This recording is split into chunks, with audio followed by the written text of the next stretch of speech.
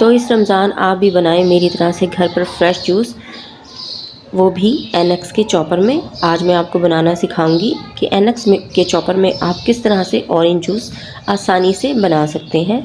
आपको पता है कि ऑरेंज जूस जो है वो विटामिन सी से भरपूर होता है और हमारी इम्यूनिटी को बहाल करता है। रमज़ान में जिस कदर हमें सारा दिन में थकान महसूस होगी, जब हम शाम को इफ्तार के टाइम ऑरेंज जूस पियेंगे तो हमें बहुत ही ज़्यादा एनर्जी फील होगी।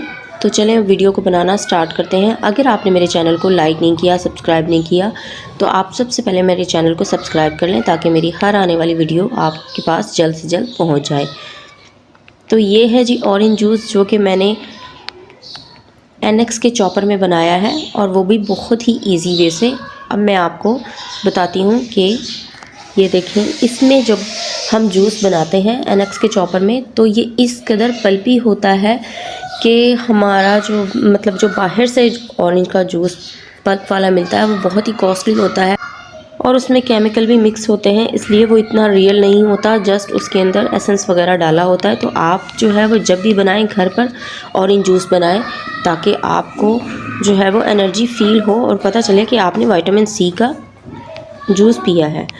तो चलें अब मैं बनाना स्टार्ट करती हूँ। ये देखें, मैंने ये चॉपर को वॉश अच्छी तरह से कर लिया है। अब मैं आपको बताऊंगी कि ये जितने भी ऑरेंज हैं अब आपने इनका क्या करना।